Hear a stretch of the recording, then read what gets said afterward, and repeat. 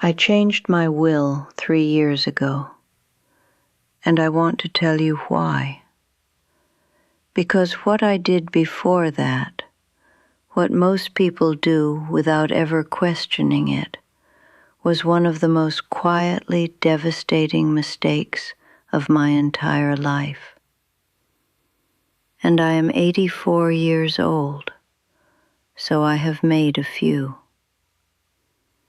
I left everything to the wrong people for the wrong reasons, not because I was foolish, because I was loyal to a version of family that had not existed in 30 years, because I was honoring obligation instead of love,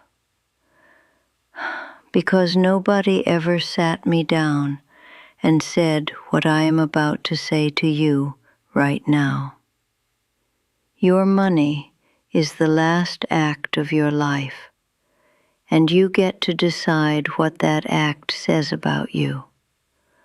So before you sign anything, before you assume anything, before you let guilt and tradition and the fear of being called selfish make that decision for you, you need to hear this. The people who deserve your money are the people who showed up. That is it. That is the whole thing. Not the people who share your blood. Not the people who have the right last name. Not the people who will feel entitled and offended if they are left out. The people who actually showed up, who called on a Tuesday for no reason, who sat in the hospital waiting room, who knew when you were struggling without you having to announce it, who loved you when there was nothing convenient about loving you. Those are your people. And in my experience, they are not always who you think they are going to be. I had a niece named Patricia. Patricia sent a Christmas card every year, signed at the bottom in her husband's handwriting, which told me everything I needed to know about how much effort went into it. Patricia called on my birthday, always, without fail, a 3-minute call that felt like an obligation being checked off a list. Patricia had not visited me in 11 years, not once. She lived 4 hours away, and 4 hours is nothing. I know, because my friend Dorothy used to drive it twice a year to come see me just because she missed my company.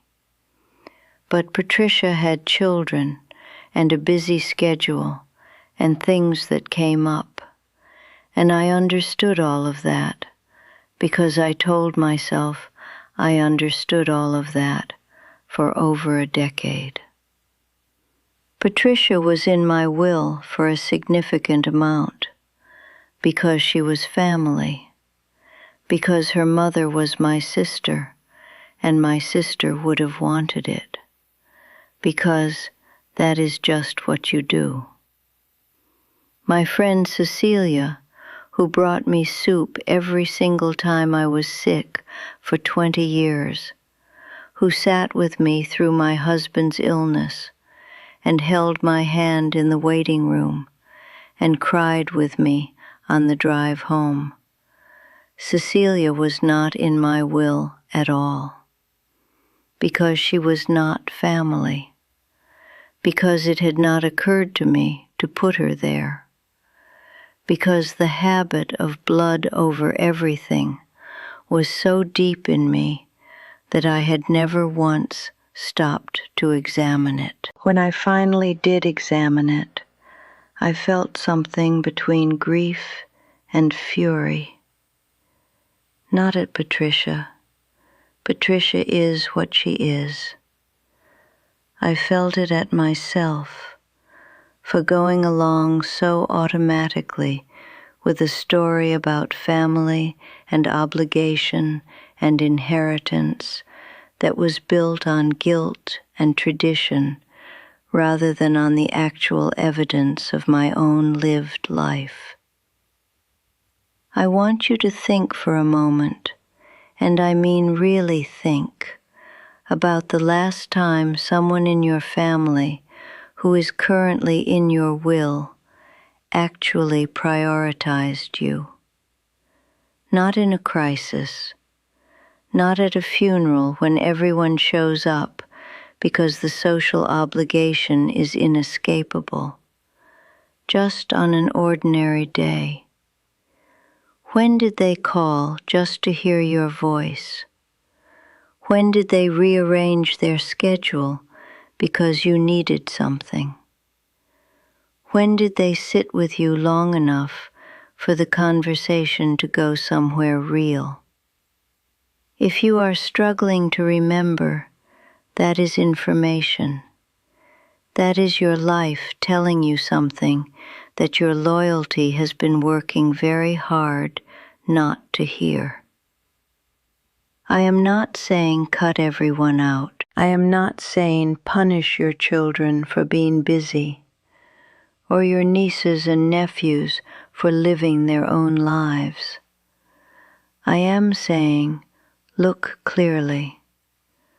Look at the actual record of who was there, not who meant to be there, not who would have been there if things had been different, who was actually, physically, emotionally, consistently there, because that is the person your money should speak to.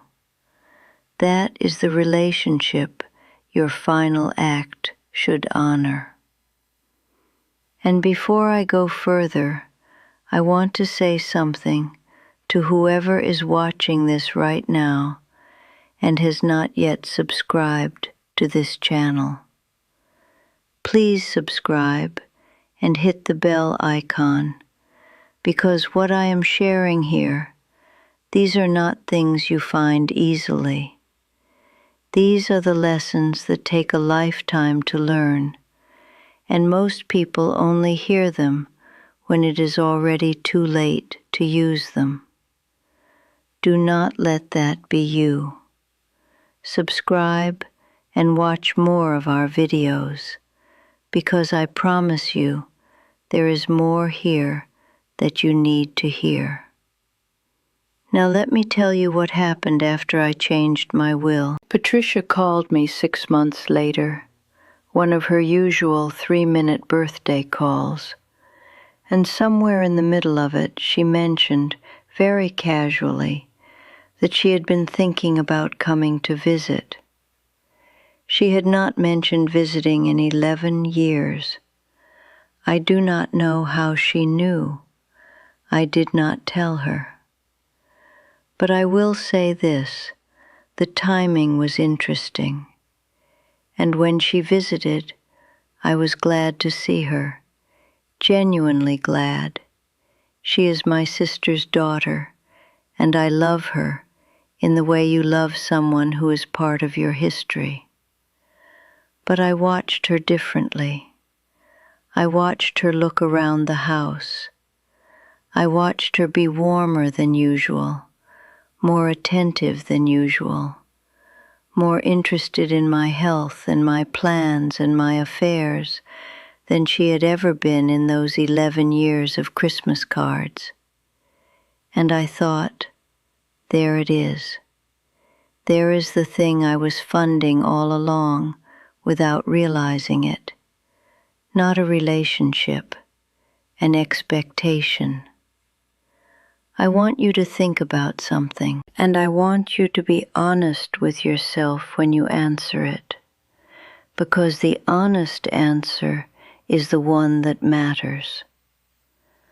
When you imagine the moment after you are gone, when the people in your will find out what you left them, what do you want them to feel?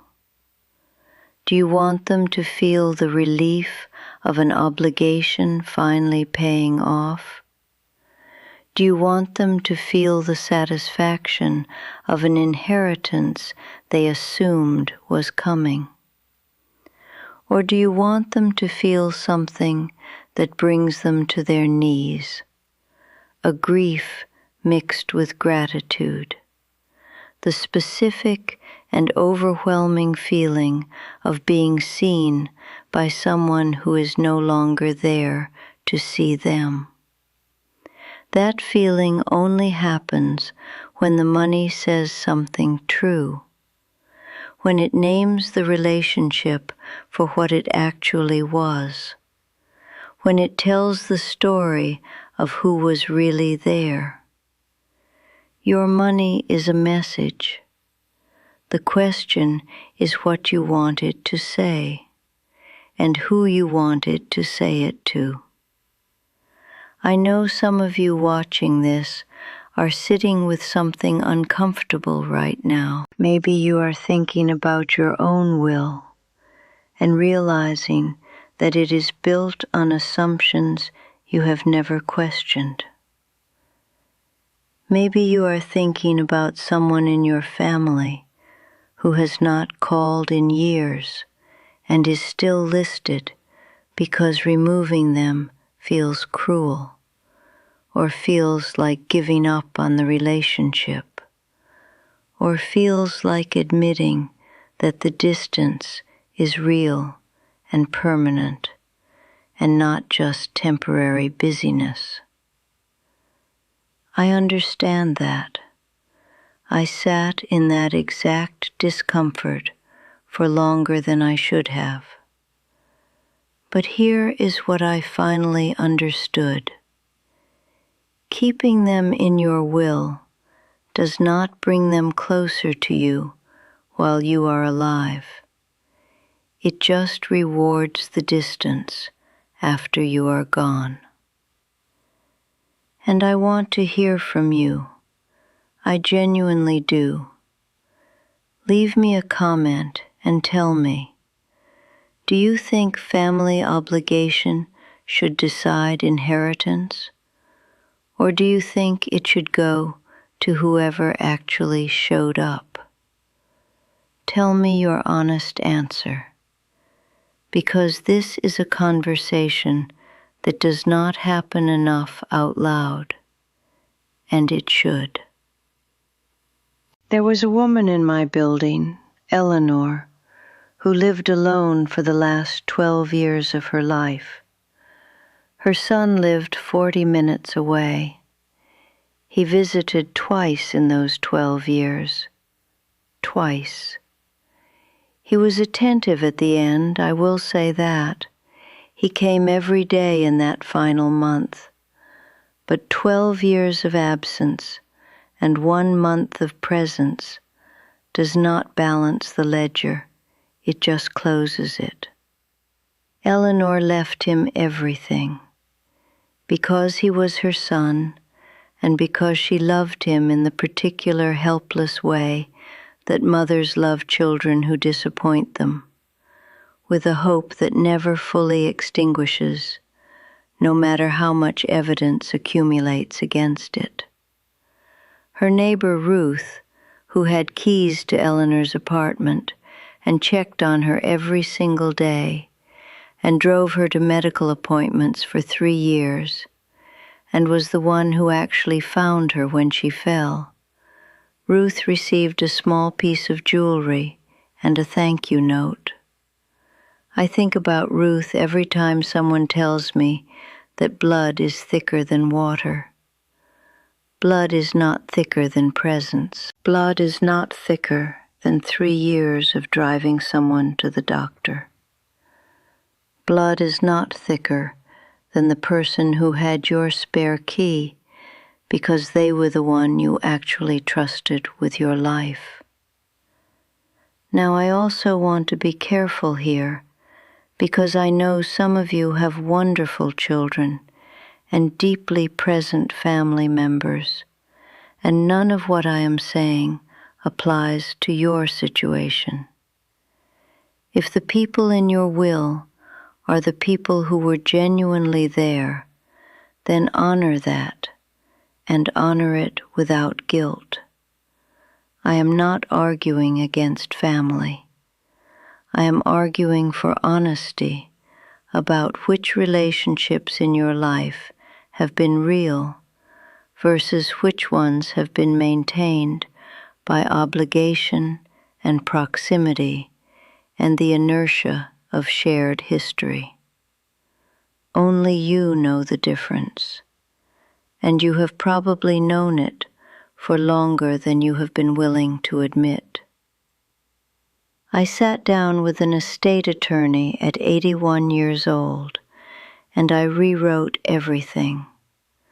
I put Cecilia in. I reduced Patricia's share significantly and reallocated it to 2 people.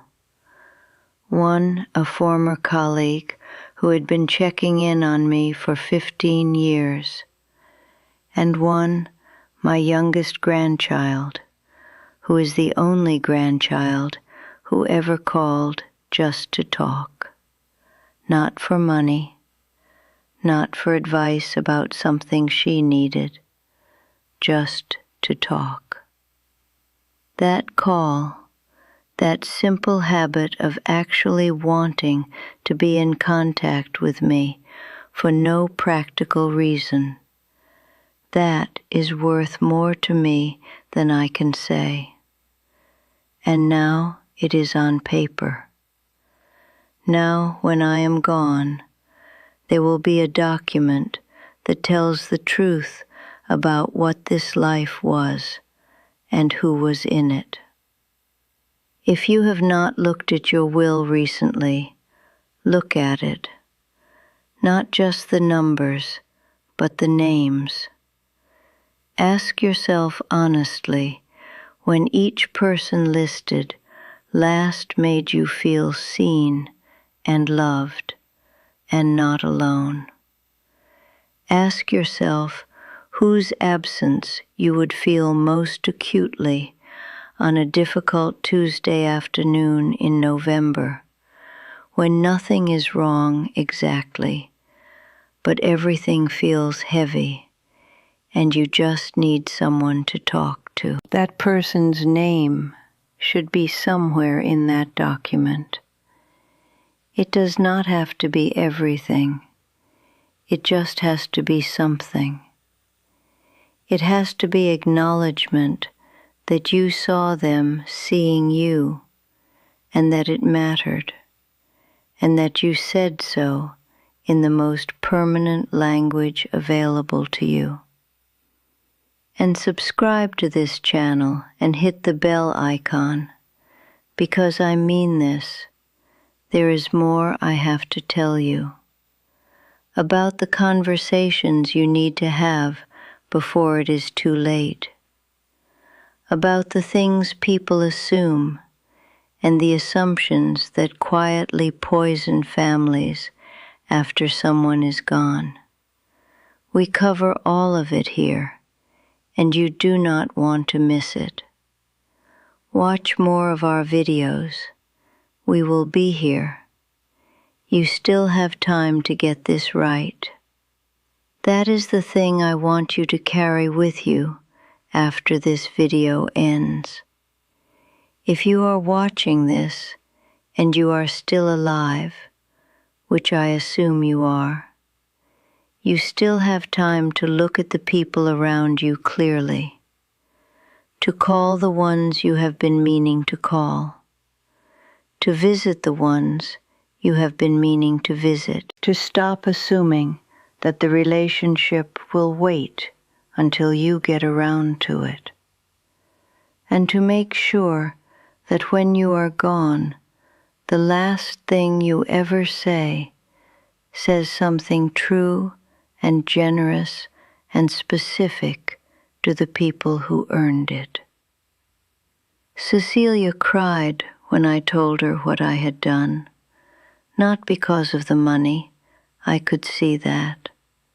She cried because after 20 years of showing up, she finally had proof that I had seen her doing it, that I had noticed, that it had meant something to me that I trusted enough to make permanent.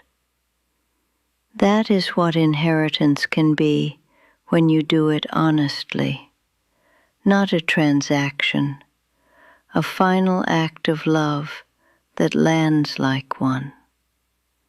Do not leave your love to people who were too busy to come see you. Leave it where it was real.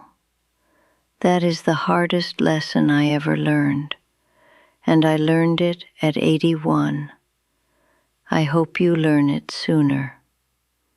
Now go look at that document and leave me a comment below telling me what you think, because I have a feeling I am not the only one who has been sitting with this for too long without saying it out loud.